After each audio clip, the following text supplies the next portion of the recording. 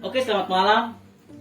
Saudara semua, kembali lagi bersama kelompok Paulus di dalam acara bincang-bincang bersama para pengasuh menyongsong HUT SMTPI ke-49. Kami ingin berbincang-bincang banyak dari pengasuh-pengasuh yang senior sampai dengan yang saat ini. Dan di saat ini kami menghadirkan sosok pengasuh saat ini yang sekarang ini sedang menjabat sebagai sekretaris SMTPI kelompok Paulus. Mari kita sambut dia dan sekaligus beliau akan memperkenalkan nama beliau dan kehidupan beliau di dalam keluarga ini. Silakan Kakak Emma. Iya, terima kasih Kakak Ongen. Perkenalkan, saya pengasuh pada jenjang remaja 3, Ibu Elma Sapasuru Lopuhaa, dengan jabatan sekarang yaitu sebagai sekretaris pengasuh. Mungkin itu perkenalan awal dari saya. Keluarganya dong, masa hanya ini kan keseluruhan. Suami baru satu atau Iya, suami cuma satu? kalau untuk keluarga suami ya satu lah, anak juga satu. Dan Namanya? kalau suami saya profesinya sebagai dosen sekaligus pelayan dalam jemaat, Bapak Agus Lopuhaa, dengan anak saya laki-laki sekarang berada di jenjang pendidikan SMP kelas 3. Usianya sekarang 13 tahun, namanya Queen Lopuhaa, dan juga merupakan anak sekolah minggu pada SMTP kelompok Paulus. Oke. Kalau aktivitas yang sekarang ini sedang dijalani oleh si Emma sendiri. Kalau aktivitas di pekerjaan saya sehari-hari itu sebagai guru pendidik pada SMK Negeri 7 Ambon. Tapi kalau dalam pelayanan di dalam jemaat, selain sebagai pengasuh SMTPI, saya juga melayani sebagai kolektan pada Jemaat Eden. Oke. Wih, asik. Waktu kami mewawancarai para senior, waktu itu nama Usi Emma juga disebut sebagai anak asuh. Kami ingin mungkin bisa membagikan sedikit kesan-kesan atau ada sesuatu yang seru bersama teman-teman waktu dulu. Mungkin ada cerita yang masih ada di ingatan Usi Emma sebagai seorang anak asuh. Ya mungkin sudah lupa-lupa ingat. Lupa-lupa Ya, ingat. karena sudah Bisa bikin lagu ini. pengasuh pertama dari beta waktu masih jadi anak asuh itu Ibu Upesi. Berprofesi juga sebagai seorang guru, dan beta pertama kali belajar main gitar itu juga dari Ibu Upesi sebagai pengasuh. Setelah itu pengasuh selanjutnya yang mengasuh katum yang paling terkenal, orang bilang strength, itu Mama Ea dan Mama Ellen. Itu ibu pengasuh yang paling strength, yang kalau katong lihat saja pasti katong lari. Apalagi kalau SMPG sekolah minggu. Sedangkan kesan-kesan waktu menjadi anak asuh itu ada banyak hal yang katong pelajari ketika katong berada di SMTPI. Katong belajar bagaimana cara katong mengembangkan katong punya bakat di sekolah minggu.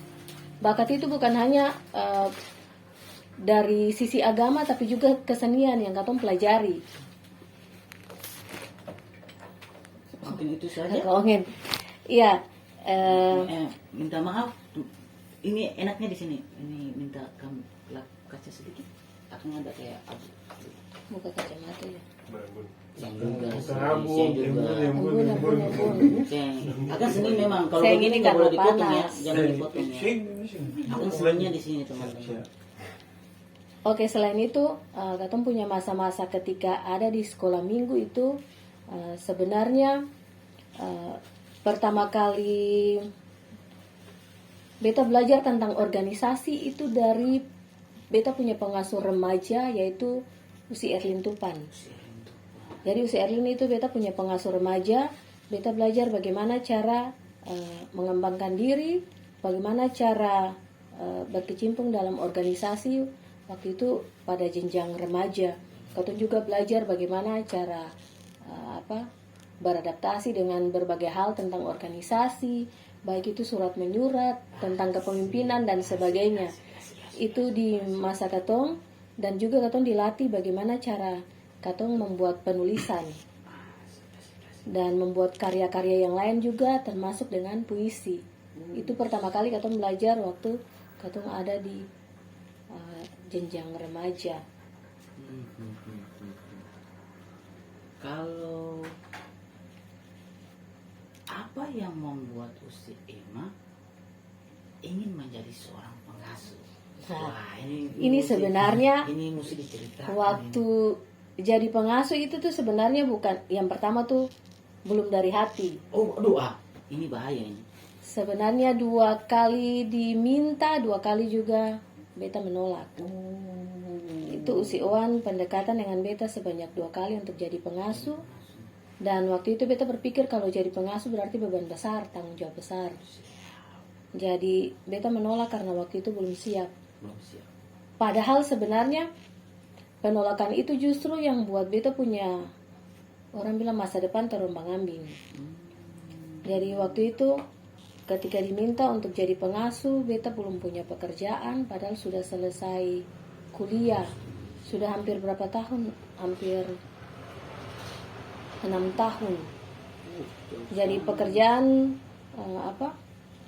masuk keluar orang punya instansi cuma untuk bantu-bantu, tapi saya nggak ada kejelasan.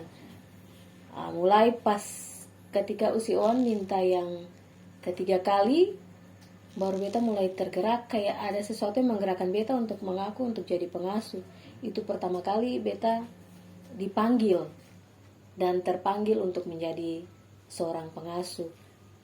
Karena beta berpikir juga masa di sekolah beta bisa didik orang, tapi ketika di lingkungan untuk didik mengenal Tuhan, untuk membina karakter, masa beta saya bisa bersedia bagaimana. Jadi itu pertama kali terpanggil untuk jadi pengasuh. Bisa, ini seperti cerita Petrus, tapi akan sedikit terbulak-balik. Kalau cerita Petrus menyangkal, tapi ini menolak 2 kali, yang ketiga nggak lagi. Tuhan panggil, pak, langsung masuk. Teman-teman, asik. Kalau ada nggak kesan-kesan yang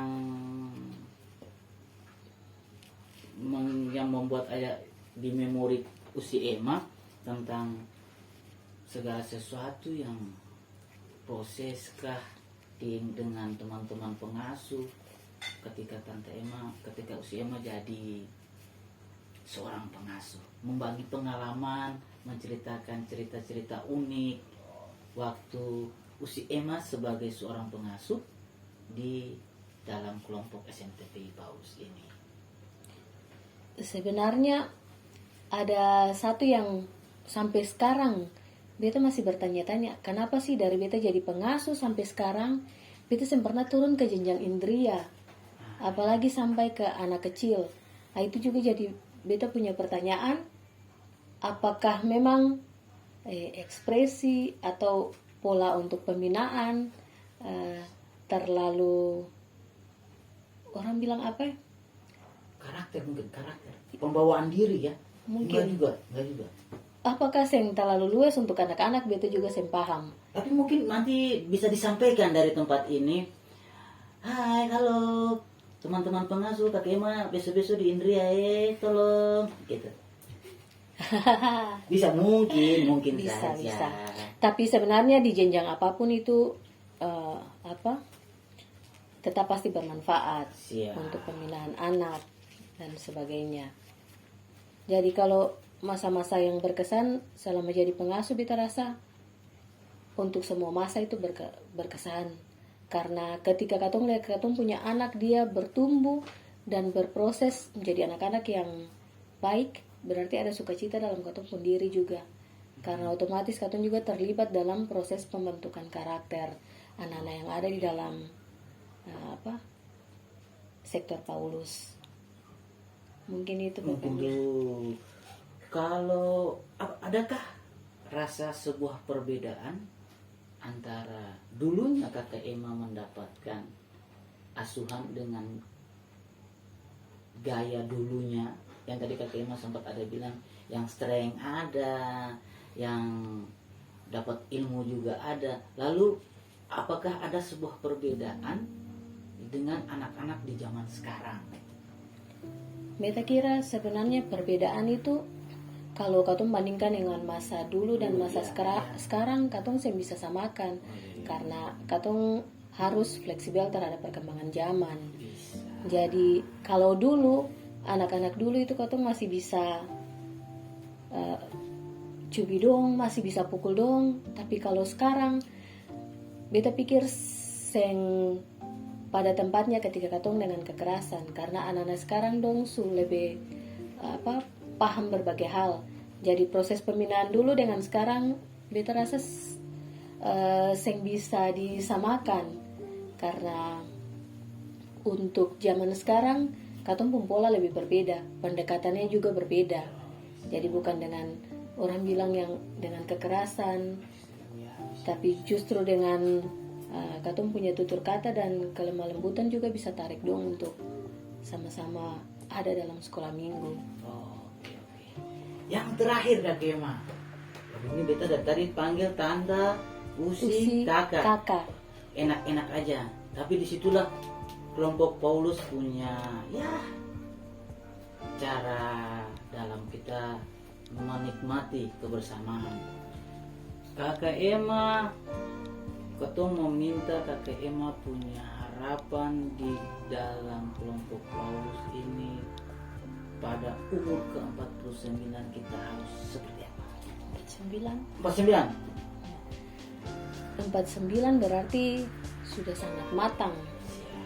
Tapi kita pikir perkembangan SMTP kelompok Paulus dari masa dulu sampai sekarang justru sekarang semakin hari semakin berkembang karena katong bisa menggunakan berbagai hal untuk katong menjadi saksi Kristus, menggunakan berbagai banyak media, dan itu sangat baik karena katong melihat potensi-potensi yang ada di dalam SMTP yang bisa katong gali.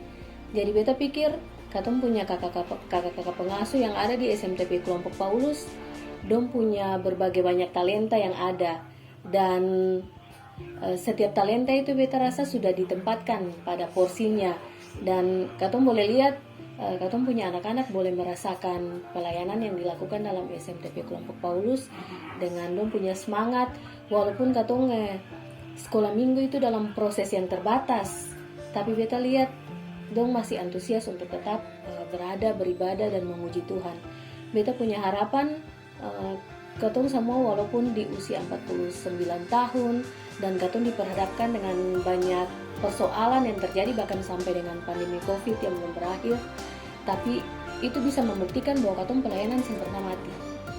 Jadi katong harus terus berkembang dalam keadaan yang terbatas, tapi katong masih tetap bisa melayani dan katong masih tetap bisa menjadi keluarga SMTP yang utuh dalam setiap pelayanan.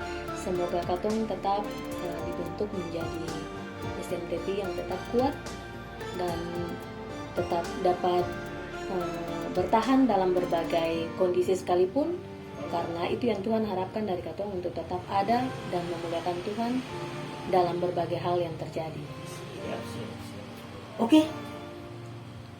Para penonton, saudara semua, pergilah, jadikanlah semua bangsa muridku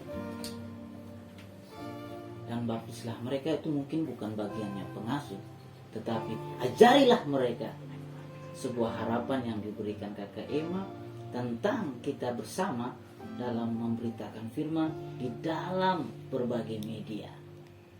Saksikan kami di bincang-bincang selanjutnya. Dah.